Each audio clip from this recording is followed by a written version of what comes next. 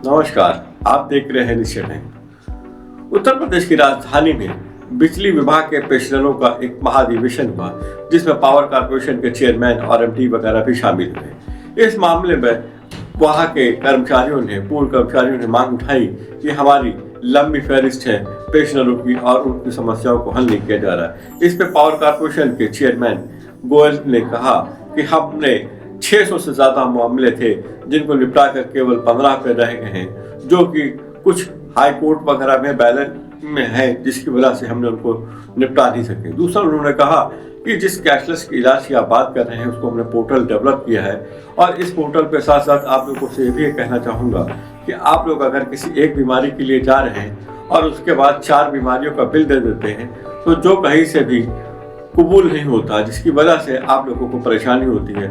लिहाजा आप भी ट्रांसपेरेंसी बरतें, और विभाग भी ऑलरेडी बरत रहा है। उन्होंने ये भी कहा कि अब पेंशनरों को भी बिजली का बिल मीटर लगाना पड़ेगा, इसके लिए वो किसी भी तरह से कोई भी छूट देने को तैयार नहीं।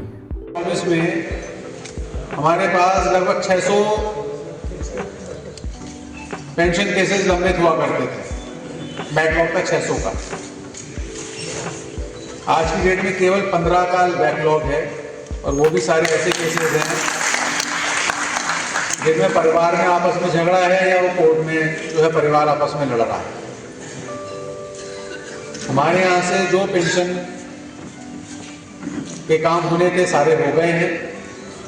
हर तिमाही में पेंशन अदालत का आयोजन हो रहा है, लगातार हो रहा है, और उसमें जो भी मामले आते हैं, जो भी नियमों के अनुसार निपटने लायक होते हैं, उन सभी को हम निस्तारित करके पेंशनर को राहत पहुंचाते हैं। तो कहने का ये मतलब है कि जो प्रबंधन है वो सेवानिवृत्त कार्मिकों के समस्याओं के लिए पूरी तरह से जागरूक है, और आपके हित के लिए हम लोग प्रतिबद्ध हैं। नंबर 2, सबसे बड़ा एक जो समस्या की फ्रॉड की।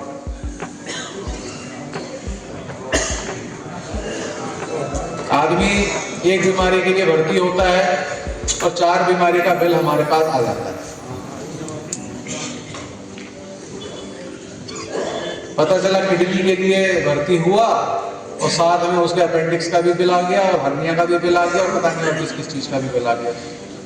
ऐसी ऐसी चीजों का बिल आ जाता है। किसी डॉक्टर को दिखाओ कि भाई ये 2 बीमारियों का एक साथ ऑपरेशन हो सकता है, कैसे हो जाएगा।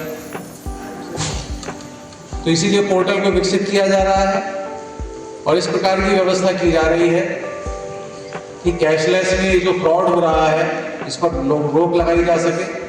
और जब ऐसी व्यवस्था बन जाएगी कि फ्रॉड को हम काफी हद तक जो है कंट्रोल कर लेंगे, तो ये कैशलेस की सुविधा हम अधिक से अधिक अस्पतालों में और अधिक से अधिक बीमारियों के लिए लागू करने में